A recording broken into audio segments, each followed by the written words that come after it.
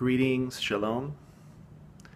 I want to first give thanks to the source of all spiritual wisdom and make a prayer that my own imperfections don't get in the way of something profound happening in the next few minutes. So there's a story of Rabbi Chaim of Krosno, one of the disciples of the Baal Shem Tov, who was sitting with his disciples watching a tightrope dancer, someone who was suspended way above the street where the crowd was appreciating his acrobatics. And he was up on the rope, and he's doing incredible things like Cirque du Soleil type things. And someone came to the rabbi, who was surprised to see him at this show. It's not the normal thing that rebbes and their disciples would go out to see Cirque du Soleil. And they said, what are you doing here? Why are you watching this? And he said, this man up on the tightrope is risking his life, and I have no idea why, but this much I know. He's certainly not thinking about the money he's going to make from doing the show, because if he was, he would certainly fall to his death.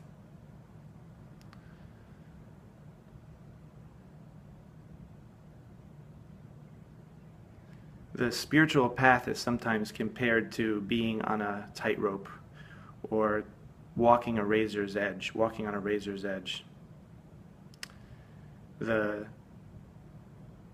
piece that this particular story, I think, contributes is that he's suspended up high above everybody else. And this image of being elevated, of course, is also a spiritual metaphor having to do with the elevated point of view that we have when we're living in a conscious, present, and liberated relationship with this moment in which we find ourselves. And the point that he makes, that the rabbi makes in the story, that he's not thinking about the money that he's going to make later, is a description of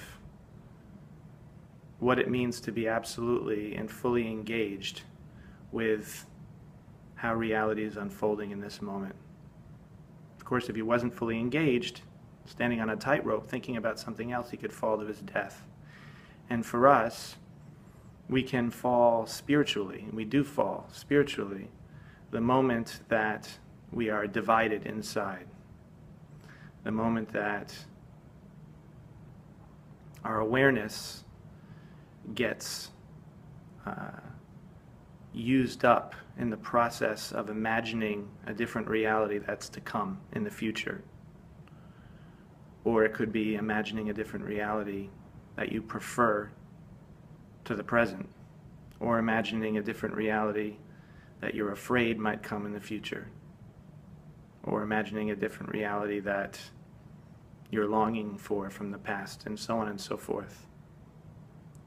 The miraculous ability of the mind to think and to imagine is turned into a curse when that processing power takes away from our presence in this moment, which we're always in. We're always in this moment.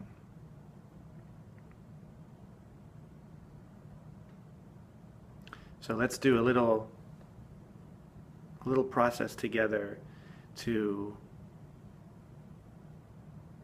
help expand and deepen this sense of connectedness with this moment.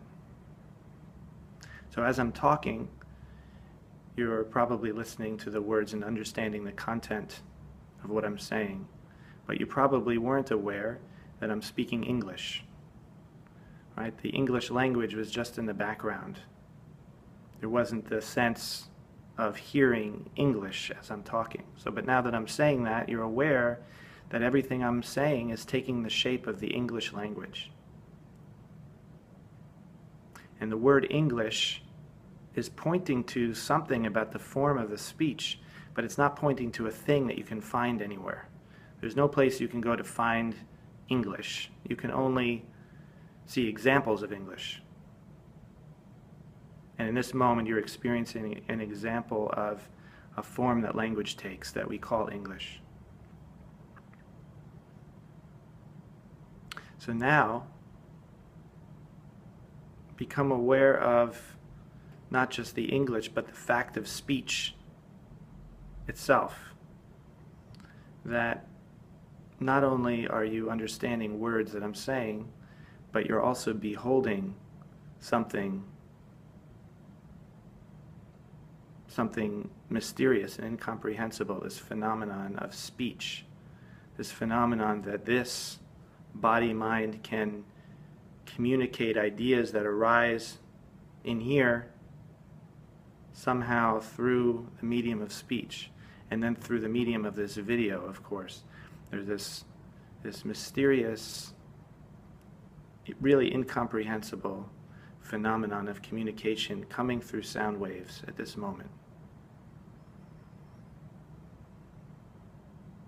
And so as you're becoming aware of these different things, you may notice that the mind doesn't have much to do with those things other than be aware of them. Because they're simply part of they're part of this present moment. But they are not things that we can really pick apart or understand. They are mysterious aspects of being, mysterious aspects of existence as it's arising now in this moment. So now let's step back further and just recognize existence itself. Recognize that there is existence, that existence is here.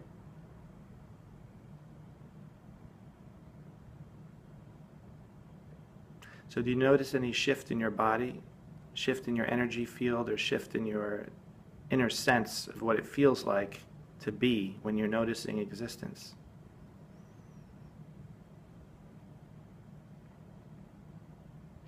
You may notice an opening within yourself, a feeling of opening, as the mind lets go of its extra processing power to invent inner worlds and opens to existence itself as it is. Just being aware of existence and just relaxing and noticing this existence. And then noticing the noticing. Noticing that there's consciousness.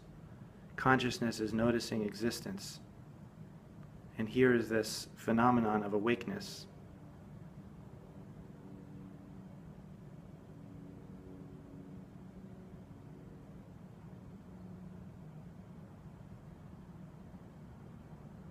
So there can be this inner stillness, this subsiding of the inner world and inner activity, opening to existence, to being.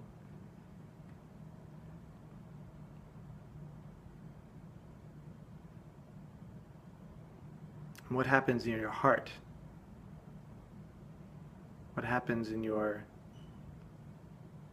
feeling of the energy in your body when you do that?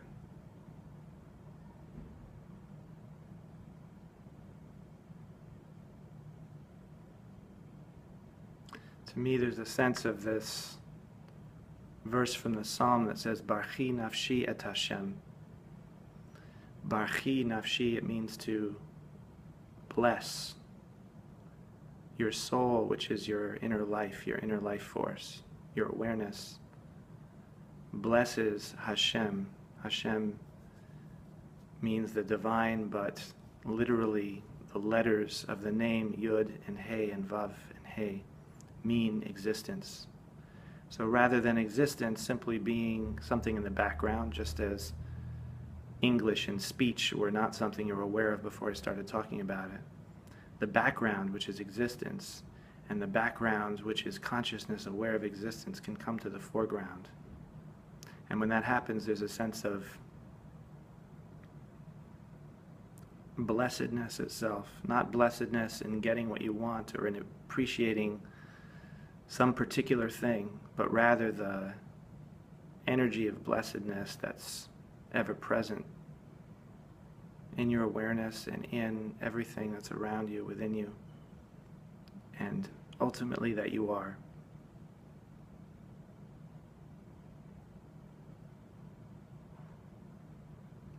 So this day, I invite you to take many moments of opening to the blessedness of existence. Perfect times to do this, of course, are the many times a day when the traditional Jewish blessings are recited. So if you know those are perfect moments for opening once again to the blessedness and renewing yourself in that energy. But of course, you don't need those words. You can also simply open in silent awe and wonder, breathing and noticing.